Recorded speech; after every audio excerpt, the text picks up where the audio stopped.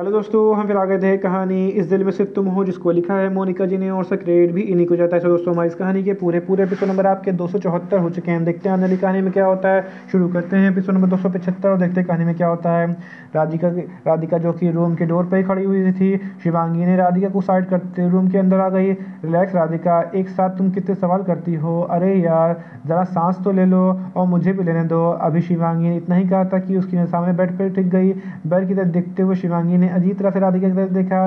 इससे पहले कि शिवांगी राधिका की कोई भी सवाल करती, राधिका ने उसे ध्यान डाइवर्ट करने के लिए उसका हाथ पकड़ के उसे रूम में बाहर ले जाते हुए कहा, तुम बस मुझे 2 मिनट दो। तुम्हें भूख लगी होगी ना, मैं अभी रेडी करके आती हूँ और तुम्हारे लिए फटाफट अच्छा सा नाश्ता बनाती हूँ। क्या खाओगी, आलू के पराठे या कुछ और? आज मैं तुम्हें और कुछ बना के खिलाऊंगी जो तुम इतने साल इससे भी ज़्यादा पसंद आएगा। अच्छा, बस अभी आती हूँ मैं। अपनी बात करके राधिका बिना शिवांगी की बात बिना ही वहाँ से जल्दी गायब हो गई, जैसे कि वहाँ थी ही नहीं। राधिका ने अपनी बातों में शिवांगी को इतना ज़्यादा गोल गोल घुमा दिया था कि शिवांगी का सर अभी तक चकरा रहा था। अब नसें पकड़ते उसने खुद से कहा, सुबह सुबह क्या राधिका भांग का सेवन किया है जो बिजली की तरह आई और हवा की तरह गायब हो गई? राधिका को तो समझ नहीं आ रहा। राधिका को तो समझ ही आता है, लेकिन आज मेरे भाई को क्या हो गया? बिना मुझसे मिले लेकिन मेरे भाई को क्या हो गया? बिना मुझसे मिले ऑफिस चले गए, वो भी इतनी सुबह सुबह। आज से पहले तो ऐसा कभी नहीं हुआ ही नहीं कि भाई मुझसे बिना मिले चले जाएं। शिवांगी अपने ख्यालों में खोई हुई थी कि उसे मेन डोर से आता हुआ अजय दिखाई दिया। अजय दिखाई दिया। यहाँ क्या कर रहा है? अजय की तरफ देखते हुए शिवांगी ने खुद से सवाल किया, तुम यहाँ क्या कर रहे हो, वो भी इतनी सुबह सुबह? अजय का रास्ता रोकते हुए शिवांगी ने सवाल करते हुए कहा। शिवांगी को अचानक से सामने देखकर अजय एक पल के लिए घबरा गया। अपने मन में शिवांगी को कोसते हुए अजय ने कहा, ये दोनों भाई बहन एक जैसे हैं। दोनों कभी भी कहीं भी भूतों की तरह प्रकट हो जाते हैं। बेचारा मेरा दिल अभी भी हार्ट अटैक के मारे मर जाता, लेकिन इन दोनों भाई बहनों को अपनी वाला कुछ दिखता ही नहीं। अब मेरी शक्ल देखते रहोगे या कुछ कहोगे? अब मेरी शक्ल भी देखते रहोगे या कुछ कहोगे भी? इतनी देर से खामोश अजय को देखते हुए शिवांगी इरिटेट हो चुकी थी। आखिर में जब अजय ने कुछ भी नहीं कहा तो शिवांगी ने खुद से कहा। शिवांगी की बात सुनकर अजय हड़बड़ा गया और इधर देखने लगा। ऐसा लग रहा था जैसे कि किसी ने उसकी चोरी पकड़ ली हो। बात को टालने के लिए अजय ने कहा, मैं बॉस की सिग्नेचर लेने फाइल पर, और मुझे उनसे कुछ ज़रूरी बात भी करनी थी। वैसे भी काफ़ी टाइम हो गया है, मेरी फ़्लाइट का टाइम होने वाला है। ये कहते हुए अजय ने अपनी फ़ौज में देखा। अपनी बात करके अजय चुप हो गया और शिवांगी की तरफ देखने लगा, जो कि कन्फ्यूज़न में उसे देख रही थी। तुम कह रहे हो कि तुम भाई से मिलने आया हो? शिवांगी ने अजय की तरफ अपनी उंगली पॉइंट करते उसे कहा। अभी क्या मैं फारसी बोल रहा था? शिवांगी की बात सुन के अजय ने अपने मन में कहा, क्योंकि वो शिवांगी की मुंह पे ये नहीं कह सकता था। जी मैडम, अगर आपके सवाल के जवाब हो गए हों तो मैं जाके सर के साइन करवा लूँ इस फाइल पर। अपने गुस्से को दबाते हुए अजय ने एक प्यारी सी स्माइल के साथ कहा। अजय की बात सुनकर शिवांगी ने भी प्यारी सी स्माइल के साथ कहा, साइन तो तब करवाओगे ना जब भाई यहाँ पर होंगे। भाई तो यहाँ है ही नहीं। सुबह से 2-3 बार मैं भाई के चेक कर चुकी हूँ, लेकिन मुझे भाई कहीं भी दिखाई नहीं दे रहे हैं। मुझे भी भाई से कुछ ज़रूरी बात करनी थी। अगर बॉस घर पर नहीं है तो कहाँ है? क्योंकि वो ऑफिस में नहीं है। वही राधिका के कमरे में अपने रूम का डोर अंदर से बंद करने के बाद राधिका ने चैन की सांस ली। आज तो उसे ऐसा लग रहा था जैसे वो एक तरफ खाई हो, दूसरी तरफ कुआं हो। दोनों तरफ से आखिरकार उसे ही परेशानी होनी थी। पार्थ को अपने कमरे में ना देखकर राधिका को उससे भी ज़्यादा खुशी हुई। इससे पहले कि वह और ज़्यादा खुश होती, उसकी खुशी के पल एक बहन गायब हो गया। पार्थ, जो कि अब तक पर्दे के पीछे छुपा हुआ था, वो भी शिवांगी के सामने बिल्कुल भी इन्वेस्टमेंट बुरा फील नहीं करना चाहता था। इसलिए जब शिवांगी राधिका के रूम में एंटर हुई तब तक पार्थ शिवांगी की आवाज़ सुनकर बेड से उठ चुका था।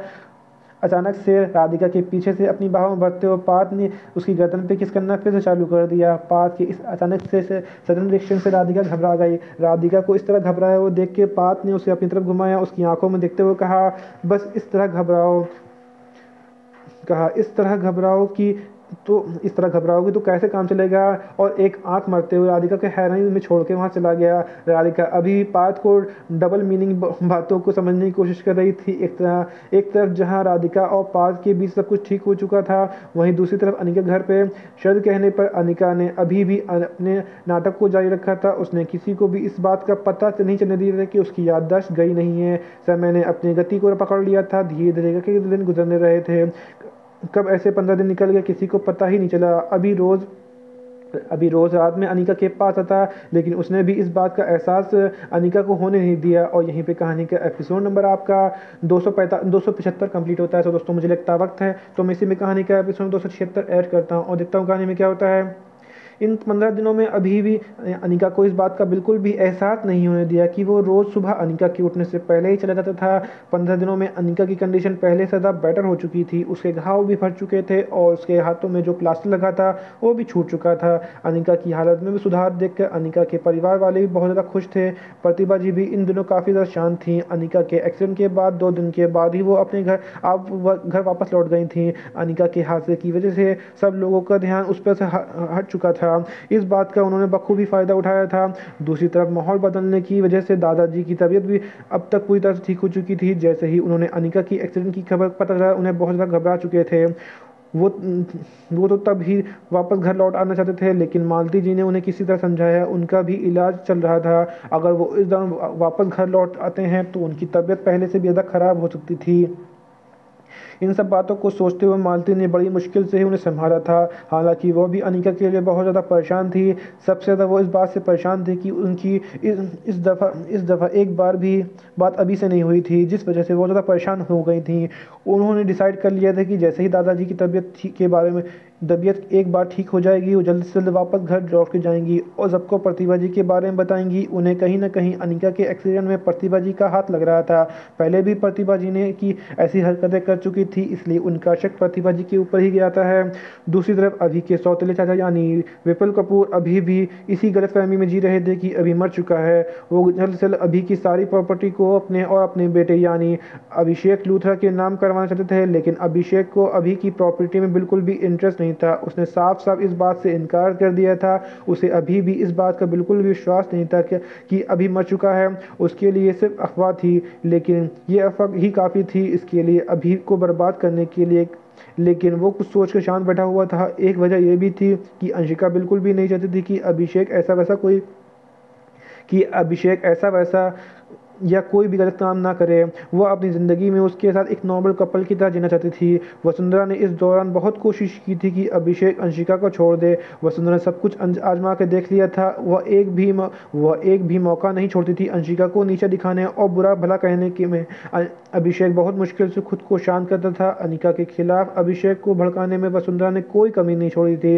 हाँ तो तब हो गई थी जब वसुंधरा ने अंशिका के कैरेक्टर पर सवाल उठाया, तो उन्होंने ये तक कह दिया था कि अंशिका के पेट में पल रहा बच्चा उनके बेटे का नहीं है, ये किसी और का गंदा नाजायज खून है। इस पॉइंट पर अभिषेक के सब्र का जवाब दे दिया था, लेकिन अंशिका की वजह से वो चुप था। अंशिका बिल्कुल भी नहीं चाहती थी कि उसकी वजह से उसकी माँ और उसके बीच में लड़ाई हो, इसलिए वो सब कुछ चुपचाप सहती रही। लेकिन हर किसी की एक लास्ट लिमिट होती है। अंशिका की भी लास्ट लिमिट थी, जिसे वसुंधरा ने क्रॉस कर दिया था। अंशिका और अभिषेक का रिश्ता तोड़ने के चक्कर में उन्हें इस बात का भी ख्याल नहीं रखा कि वो ही क्या कहने जा रही हैं। अंशिका को अभिषेक से दूर करने का जुनून उनके सर पे इस कदर सवार था, उन्हें कुछ दिखा ही नहीं दे रहा था। आखिर वार करते हुए वसुंधरा ने अभिषेक की कॉफी में मिलाकर उसे ढक दे दिया। इस बात का भी उन्होंने पूरा ख्याल रखा था कि इस दौरान अंशिका अभिषेक के पास गलती से भी ना पहुंच पाए। उन्होंने अपनी पसंद की गई लड़की को अभिषेक के पास भेजा था ताकि उन दोनों की बीच नजदीकियां बढ़ें और वो सब कुछ हो जाए।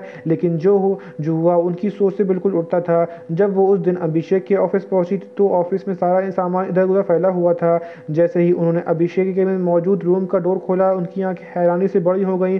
रूम का सामान चारों तरफ फैला हुआ था। एक भी सामान अपनी जगह पर नहीं था, जिसे देख के ऐसा लग रहा था जैसे वहां पे आंधी तूफान आ गया हो। सबसे ज़्यादा हैरानी तो उन्हें तब हुई कि उनकी भेजी हुई लड़की उन्हें ज़मीन पर बेहोश की हालत में पड़ी हुई मिली। उसे देख के ये बिल्कुल भी नहीं कहा जा सकता था कि उसे कुछ भी कि उसके साथ कुछ भी हुआ हो। उसके उससे भी ज़्यादा हैरानी उन्हें तब हुई जब उन्होंने बेड पर मौजूद अंशिका को देखा, जो कि अभिषेक की बाहों में गहरी नींद में सो रही थी। अभिषेक ने उसे और खुद को एक ब्लैंकेट में पूरी तरह से कवर रखा था। उस सिर्फ उन दोनों के चेहरे पे ही सिर्फ उन दोनों के चेहरे ही थे जो दिखाई दे रहे थे। अपने प्लान में इस कदर पानी फिरता हुआ देख के वसुंधरा के चेहरे पे गुस्से लाल हो चुका था। सबसे ज़्यादा उन्हें गुस्सा तो उस लड़की पर आ रहा था जो इस वक्त ज़मीन पे बेहोश की हालत में पड़ी हुई थी, जिससे उनका बेटा नहीं संभाला गया। अभिषेक को ड्रग के देने के बाद भी लड़की से कुछ भी नहीं हुआ। इतना सब सोचते सोचते वसुंधरा का चेहरा गुस्से से ज़्यादा लाल होता जा रहा था। इतना कुछ करने के बाद भी उन्होंने हार ही मिली। उनके चले जाने के बाद अभिषेक ने अपनी आँख खोला। इसके बाद तो अब अभिषेक अब चुप नहीं रह सकता था। इतना कुछ हो जाने के बाद अभिषेक ने वसुंधरा से सारे रिश्तों को तोड़ लिया। अब वो उसकी शक्ल भी देखना नहीं चाहता था। यहीं पे कहानी का एपिसोड नंबर आपका 278 कंप्लीट होता है। तो दोस्तों मुझे लगता वक्त है तो मैं इसी में कहानी का एपिसोड नंबर 278 अपलोड करता हूँ, देखता हूँ कहानी में क्या होता है। अभिषेक ने मान लिया था कि उसके माँ बाप नहीं हैं इस दुनिया में। इस दुनिया में अब अपने पिता से तो वो पहले ही अपने सारे नाते तोड़ चुका था। आज उसकी माँ भी वास्ता टूट चुका है। एक गलती हो तो इंसान की भुलाई जा सकती है, लेकिन अगर वही इंसान बार बार गलतियां करने लगे तो फिर कैसे उसकी गलतियों को नज़रअंदाज किया जाए। अभिषेक के लिए अब उसकी दुनिया सिर्फ अंशिका और उसका बच्चा ही था, जिसे अब कुछ भी नहीं होने दे सकता था और ना ही उनके खिलाफ कुछ सुन सकता है। वहीं दूसरी तरफ अभी घर पे टाइम पौने चार बजे। अभी की कंडीशन अब पहले से ज़्यादा काफ़ी बेटर हो चुकी थी। वो इस बात को बिल्कुल भी नहीं भूला था कि विपुल कपूर की वजह से उसका बच्चा, जो कि कुछ महीनों में इस दुनिया में आ जाता, अब कभी भी नहीं आएगा। वो अंदर ही अंदर गुस्से में ज्वालामुखी बन चुका था, जो अब कभी भी विपुल कपूर पर फूट सकता था। अभी को बड़ी मुश्किल से कपिल ने अभी को रोक रखा था। अभी के सभी बिजनेस पार्टनर को यही लगता था कि अभी मर चुका है। सुबह से जिम में वर्कआउट कर रहे अभी ने अभी तक कुछ भी नहीं खाया था, जिस वजह से कपिल बहुत ज़्यादा परेशान था। उसे कुछ समझ नहीं आ रहा था कि वो अब क्या करे। इतने दिनों तक उसने अभी को रोक रखा था कहीं भी बाहर जाने से। वो नहीं जानता था कि उसने ये सब कैसे किया था, क्योंकि बहुत सारे लोग थे जो एक मौके की तलाश में थे। अभी गुस्से की वजह से कपिल उसे कुछ भी करने से रोक रहा था। उसे डर था कि कहीं एक गलती की वजह से कुछ अनर्थ ना हो जाए। एक गहरी सांस लेकर कपिल ने खुद को अंदर से मजबूत करते हुए धीरे से हिम्मत जुटा के कहा, बॉस प्लीज़ आप शांत हो जाइए। इतना ज़्यादा वर्कआउट करना भी आपके लिए अच्छा नहीं है। मुझे पता है आपका गुस्सा अंदर से शांत नहीं हुआ है, लेकिन इस बार तो आप खुद को ही नुकसान पहुंचा रहे हैं। प्लीज़ शांत हो जाइए। Get out. कपिल अभी बोले जा रहा था। कपिल की बात को बीच में रोकते हुए अभी ने उसे यहाँ जाने के लिए कहा, क्योंकि वो इस वक्त सच में बहुत ज़्यादा गुस्से में था। उसे डर था कि कहीं वो अपना सारा गुस्सा कपिल पे ही ना निकाल दे। I am really sorry boss, लेकिन आपको अकेला छोड़ के कहीं भी नहीं जा सकता हूँ। मुझे पता है आप मेरी इस हरकत से बहुत ज़्यादा गुस्सा हो सकते हैं, लेकिन मैं जो कुछ भी कर रहा हूँ वो सब आपकी भलाई के लिए कर रहा हूँ। प्लीज़ मेरी बातों को समझने की कोशिश करो।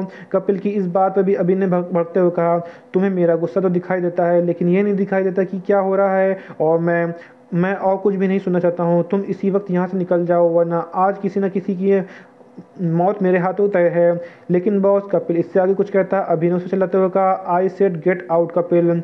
अब जब तक मैं ना कहूँ तब तक तुम्हें मेरे सामने नहीं आओगे। चले जाओ अभी इसी वक्त मेरी नज़रों से दूर। अभी ने दूसरी तरफ देखते हुए कहा। अभी की इतनी बेरुखी देख के कपिल से रहा नहीं गया। उसने अपने कैरियर में कपिल ने इतना ज़्यादा इंसल्ट आज तक कभी नहीं फील की थी। अपनी ज़िंदगी में के 7 साल उसने अभी को दे दिए थे, दिन रात गधे की तरह मजदूरी की, जिसका ये सिला दिया है। अभी ने उसे अपनी आंखों से आंखों से आंसू लेके कपिल जिम से बाहर चला गया। अभी की इतनी बेरुखी देख के ना चाहते हुए भी उसकी आंखों में नमी तर गई थी। कपिल के जाते ही अभी ने उसे देखा जिस तरफ कपिल अभी भी गया था। आई एम रियली सॉरी कपिल, मुझे इस तरह से तुम्हारे से पेश नहीं आना चाहता है। मुझे इस तरह से तुम्हारे साथ पेश नहीं आना चाहिए था, लेकिन अब मैं खुद को और ज़्यादा कंट्रोल नहीं कर सकता हूँ। अब सही वक्त आ गया है कि विपुल कपूर को उसकी गलतियों की सज़ा दी जाए। आखिरकार वजह अभी तक की वजह से सज़ा दी जाए। अभी को किसी भी हालत में कपिल को यहाँ से बाहर भेजना था, क्योंकि वो उसके रहते वो सब कुछ नहीं कर सकता जो उसे करना चाहता था। कपिल कभी भी उसे बाहर जाने की परमिशन नहीं देता। अभी ने कपिल को भी इस बात का एहसास नहीं होने दिया कि वो रोज रात को अनिका के पास जाता था। अगर कपिल को इस बात का जरा भी एहसास होता तो वो अभी को कभी बाहर जाने नहीं देता। अभी के विला के कुछ दूर जाने के बाद कपिल को रियलाइज हुआ कि वो अभी अभी क्या करके आया है। उसके दिमाग में अभी की कई बातें गूंज रही थी। जब जाके उसे समझ आया अब जाके उसे समझ आ चुका था कि वो सब कुछ अभी ने का ही प्लान था, उसे खुद से दूर करने का, और सब कुछ उसके अकॉर्डिंग ही हुआ है। सारी बातों को याद करने के बाद अब कपिल खुद को गुस्सा आ रहा था। आखिर वो पहले ही क्यों नहीं समझ पाया ये सब कुछ। ओ माय गॉड, अब मैं क्या करूं। ये क्या कपिल जल्दी से सोचने लगा। हर एक चीज़ के बारे में डीपली अपनी सोच रहा था। जैसे ही कपिल के दिमाग में एक ख्याल आया, उसने खुद से कहा, नहीं बॉस, आप ऐसा नहीं कर सकते। ये कहते उसने अपनी कार को वापस विला की तरफ मोड़ दिया। उसके माथे पे चिंता की लकीरें इस कदर उभर आई थी, उसके माथे की नज़र साफ साफ दिखाई दे सकती थी। कपिल अपनी कार को फुल स्पीड चला रहा था। इस वक्त उसे खुद के ऊपर बहुत गुस्सा आ रहा था, क्योंकि बहुत ही आसानी से अभी ने उसे बेवकूफ़ जो बना दिया था। खुद को डरते हुए कपिल ने कहा, कपिल तू गधा है, तू बेवकूफ़ है, तू इतना भी नहीं समझ आया कि तुझे बेवकूफ़ बनाया जा रहा है। ये कहते हुए कपिल बहुत तेज़ी से कार ड्राइव कर रहा था। कार ड्राइव करते हुए कपिल अभी को फिर फ़ोन ट्राई कर रहा था, लेकिन उसका phone out of reach area बता रहा था। यहीं पे कहानी का एपिसोड नंबर आपका 277 कंप्लीट होता है। तो दोस्तों, आपको एपिसोड नंबर 277 कैसा लगा हमें कमेंट करके ज़रूर बताइए। कहानी को ऐसा आंशिक भाग जो आपको समझ में ना आया हूँ, आपको और पता लगा हो, तो भी हमें कमेंट करके ज़रूर बताइए। कहानी अच्छी लगी तो इसको लाइक कीजिएगा, शेयर कीजिएगा, चैनल को सब्सक्राइब कर लीजिएगा, ताकि आपको हमारी आने वाली अगली वीडियो तक आसानी से पहुंच सके। तो दोस्तों, हम फिर मिलेंगे एक नई वीडियो के साथ, एक नए एपिसोड के साथ। तब तक के लिए मुझे इजाज़त दीजिए। धन्यवाद दोस्तों।